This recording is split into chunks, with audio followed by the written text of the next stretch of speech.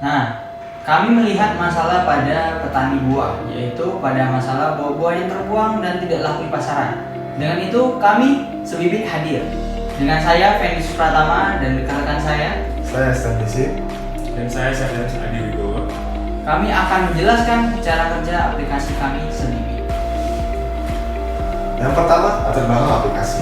Kami melihat para petani buah memiliki masalah, yaitu pada gagal panen mereka. Buah-buah mereka yang gagal panen akhirnya dibuang begitu saja sia-sia dan akhirnya menumpuk menjadi sampah. Padahal sampah-sampah tersebut, buah-buah hasil gagal panen tersebut dapat diolah lagi dan dapat dimanfaatkan kembali menjadi sesuatu yang lebih bermanfaat. Sehingga dengan adanya masalah ini, kami menciptakan aplikasi Sebibit.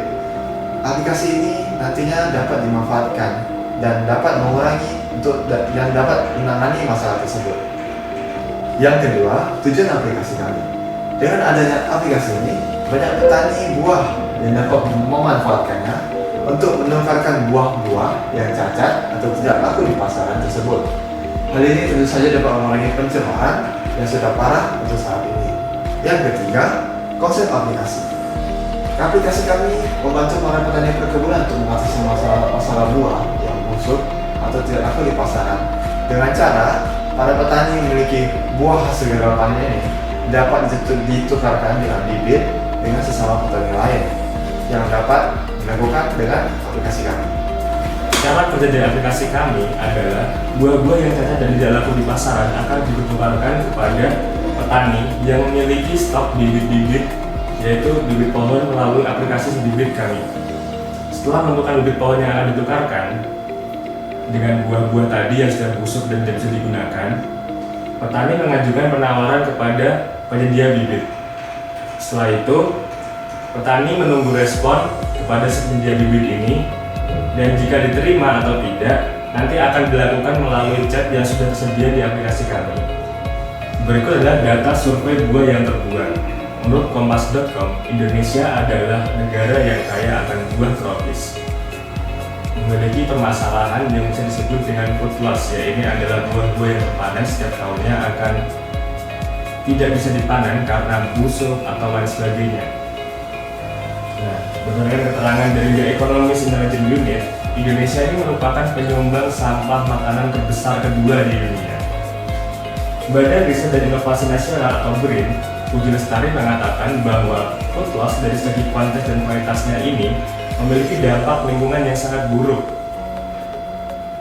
Besarnya dampak food loss akan mempengaruhi dari segi tingkat pengolahan, pemurnian produk, dan juga serta tahap hulu atau hilir.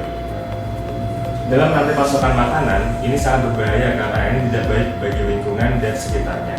Berikut bisa dilihat dari diagram tersebut bahwa buah yang terbuang itu 30% bisa dilihat di sini dicantumkan dengan warna pink, dan buah yang layak dikonsumsi itu hanya 70% bisa dilihat ini diwarnai dengan warna biru dongker.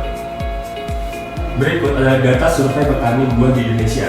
Dikutip dari BPS atau Badan Pusat Statistik, jumlah penduduk warga negara Indonesia ini adalah 135,3 juta penduduk per tahun 2022. 29,96% penduduk Indonesia ini bekerja di sektor pertanian. Dan angka tersebut menginformasikan bahwa jumlah petani di negara Indonesia ini mencapai 40,64 juta orang. Jumlah ini porsinya sangat besar dan mencapai 29,96% dari total penduduk Indonesia, yaitu adalah 135,61 juta jiwa, sekaligus menjadi yang terbesar dibanding lapangan pekerjaan utama lainnya. Berikut kita bisa melihat ada diagram di sini yang menunjukkan bahwa pertanian menempati peringkat pertama, yaitu ada 30%, dan di susul kedua ada perdagangan 19%, industri ada 13,8%, penyedia akomodasi ada 7,1%, dan lain-lain ini adalah pekerjaan yang lainnya, itu ada 24,7%, dan ada pengangguran sekitar 5,5%. Berikut adalah alur dari aplikasi kami yang bernama Sebibit. Bisa dilihat di sini.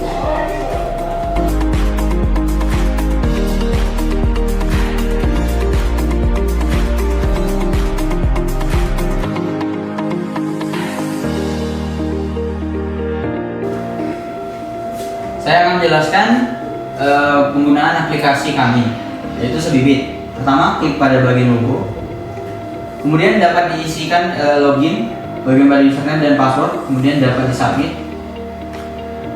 Setelah itu akan muncul halaman buah-buah bibit yang tersedia di sekitar Anda sesuai dengan pemilihan pertama. Kemudian dapat dipilih dan dilihat ke bawah apa saja yang tersedia. Contohnya pada bagian buah bibit rambutan tersebut dapat diklik exchange. Kemudian terdapat jumlah yang ingin, berapa kilo yang ingin ditukarkan buah tersebut kepada bibit rambutan. Kemudian ada fitur chat, dapat digunakan juga dan fitur chat di bagian bawah. Kemudian dapat keluar dan terdapat menu map juga, sehingga kita tahu lokasi penyedia bibit tersebut berada di mana. Kemudian kita juga dapat melakukan submit jika sudah sesuai dengan jumlah berapa kilo. Di fitur submit ini akan muncul halaman penawaran khusus bagi mereka yang ingin menukarkan buah-buah busuk mereka dengan bibit pohon. Akan terdapat fitur penawaran sehingga mereka akan menunggu apakah penawaran buah-buah busuk mereka ditukarkan di bibit tersebut diterima atau ditolak.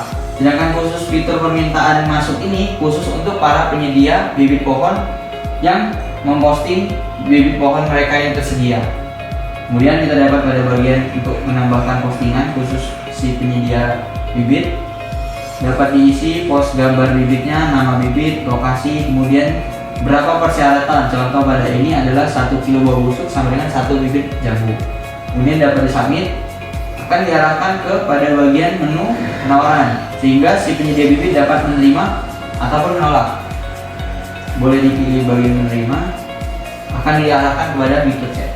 Kemudian keluar lagi, kita akan dapat ke arah info bahwa pada bagian info ini tersedia bagian pengembangan dan juga moto dan juga tujuan pada aplikasi kami.